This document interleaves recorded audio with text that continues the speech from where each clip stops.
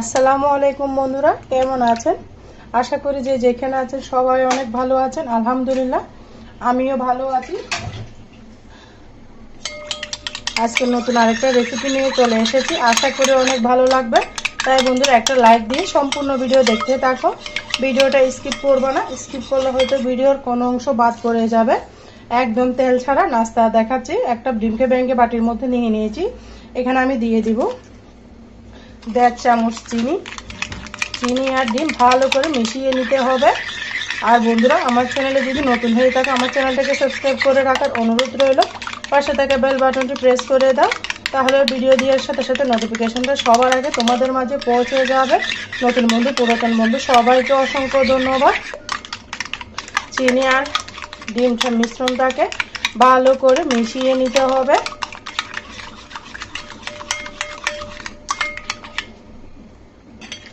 চিনি আর ডিমের মিশ্রণটা যখন মিশানো হয়ে যাবে, এখানে আমি দিয়ে দিব স্বাদ মতো লবণ। 2 চিমটি লবণ দিয়ে দিয়েছি। লবণটা দিয়েও ভালো করে মিশিয়ে নিতে হবে।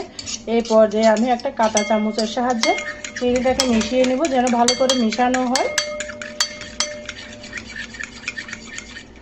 এখনই অ্যাড করে দিব আমি এখানে 1 কাপ আটা। মেজারমেন্ট কাপ আটা মেপে 1 কাপ দিয়েছি। তোমরা চাইলে ময়দা দিয়েও করে নিতে পারো, তবে আটা দিলে নাস্তাটা বেশি হেলদি হয়, বাচ্চারা বেশি মজা করে খাবে।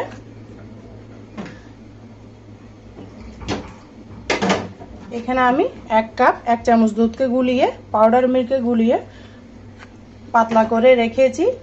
তোমরা চাইলে পুরোটা গরুর দুধ দিয়ে মাখতে পারো, তবে কোনো দরকার নেই। এভাবে সামান্য পরিমাণে দুধ দিলেও কিন্তু অনেক মজা হয়। পাউডার মিল্কটা অবশ্যই দিবা, দিলে বেশি খেতে ভালো লাগে। এখানে আমি পরিমাণ মতো ঠান্ডা নর্মাল পানি দিয়ে দিলাম। দিয়ে সুন্দর করে আটার ডোটাকে মেখে নিব। অনেক মজা বন্ধুরা, হেলদি নাস্তা। সকাল বিকালের টিফিনে এরকম নাস্তা থাকলে আর কোনো কিছুর দরকার হবে না। যখন আমাদের রুটি বানাতে অসহ্য লাগবে, তখনই এরকম একটা নাস্তা বানিয়ে নিতে পারো। খেতে কিন্তু অসাধারণ। বাচ্চাদের টিফিনে দিলে বাচ্চারা টিফিন খালি করে নিয়ে আসবে, এতটা মজা। আবারও পানি দিয়ে দিলাম। দিয়ে আমি আবারও নাড়াচাড়া করে নিচ্ছি। কাঁটা চামচের সাহায্যে নাড়াচাড়া করলে জিনিসটা ভালো মতো মিশে যাবে।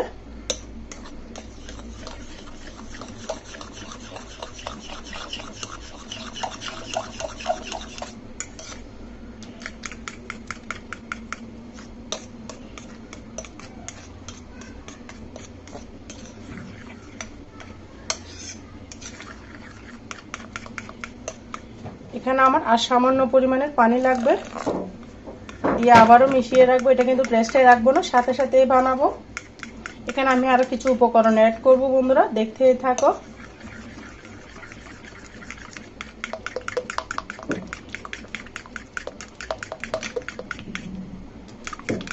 একটা ডিম আর 1 কাপ আটা দিয়ে যে এত মজাদার নাস্তা হয় বন্ধুরা, ভাবতেই পারবে না। এই রেসিপিটা ফলো করে বানিয়ে নাও।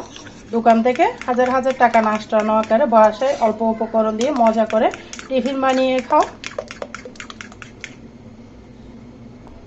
দেখো বন্ধুরা, এখানে আমি 1 চামচ দিয়ে দিলাম বেকিং পাউডার। বেকিং পাউডারটা দিয়ে ভালো করে মিশিয়ে নিব। বেকিং পাউডারটা অবশ্যই দিতে হবে, বেকিং সোডা দিলে হবে না, পাউডারটাই দিতে হবে। দিয়ে আবারও নাড়াচাড়া করে নিচ্ছি।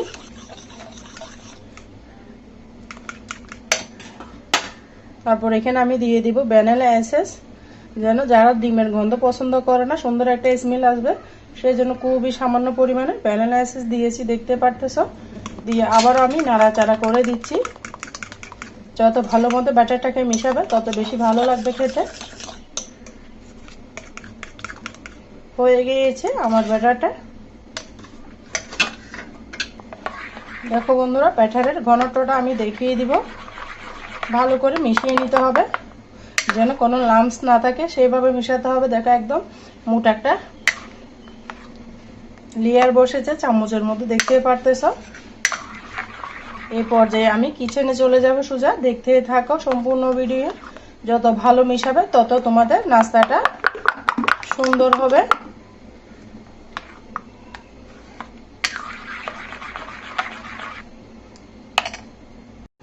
বন্ধুরা, চুলার মধ্যে একটা প্যান বসিয়ে দিয়েছি, দিয়ে দিব খুবই সামান্য পরিমাণের তেল। তেলটা আমার বেশি পড়ে গিয়েছে, আমি ঢেলে নিয়েছি। দিয়ে সুন্দর মতো নাড়াচাড়া করে দিব ব্রাশ দিয়ে। তেলটাকে প্যানের চারিপাশে ছড়িয়ে দিব। প্যানটা আমার গরম হয়ে গিয়েছে। এই পর্যায়ে আমি যে ব্যাটারটা করে রেখেছি সেটাকে সুন্দর মতো নাড়াচাড়া করে নিব। দেখো বন্ধুরা কতটা সুন্দর হয়েছে আমার এই ব্যাটারটা। সুন্দর করে আমি দিয়ে দিব, খুবই সামান্য দিব। বাচ্চারা তো অনেক পছন্দ করবে এরকম ছোট ছোট করে বানিয়ে নিলে। দেখো বন্ধুরা কোনো রকম ঢাকনা ছাড়াই কিন্তু সুন্দর বাবলস উঠতেছে।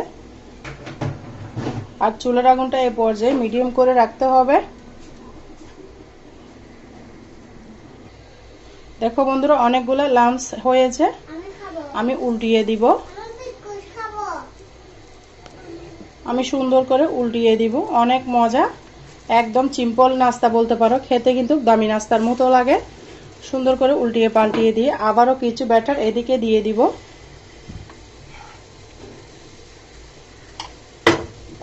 বাচ্চারা মিনি কেকের মতো কিন্তু খুবই মজা করে খাবে।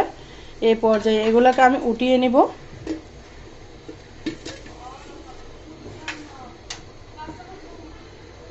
কোনো প্রকার তেল ছাড়াও যে মজাদার নাস্তা হয় বন্ধুরা, এই রেসিপিটা না দেখলে বুঝতেই পারবে না। তাই সম্পূর্ণ নাস্তাগুলো বানিয়ে নিচ্ছি, দেখতেই থাকো।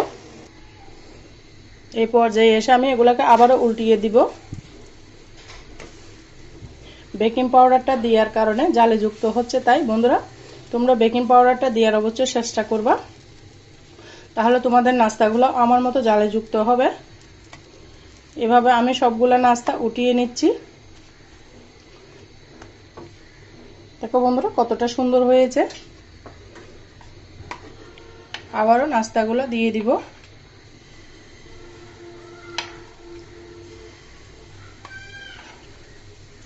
এরকম ছোট ছোট দেখে বাচ্চারা কিন্তু অনেক মজা করে খাবে। এটা ঢাকনা দিয়ে দেখাবো তোমাদেরকে, ঢাকনা দিলে আরো বেশি জালে যুক্ত হবে।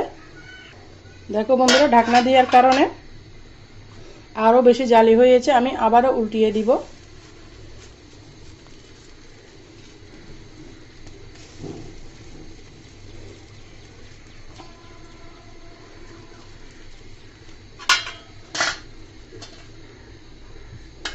মাত্র 30 সেকেন্ডও সময় লাগে না এই নাস্তাগুলো হতে। তাই বন্ধুরা তোমরা বাসার মধ্যে বেশি করে বানিয়ে নাও, আর কমেন্টসে জানাও তোমরা এভাবে বানিয়েছি কিনা, খেতে কেমন লেগেছে। আবার আমি ঢাকনা দিয়ে রেখে দিব। দেখো বন্ধুরা কতটা জালি হয়েছে। তা ঢাকনা দিয়ে বানালো অনেক জালি হয়, তোমরা চাইলে যে ঢাকনা দিয়েও বানাতে পারো, তবে আমি ঢাকনা ছাড়া বানানো দেখিয়েছি, ঢাকনা সহ দেখিয়েছি। আশা করি দুটোটা পদ্ধতি তোমাদের কাছে ভালো লেগেছে। এই পর্যায়ে আমি নাস্তাগুলোকে উঠিয়ে নিব।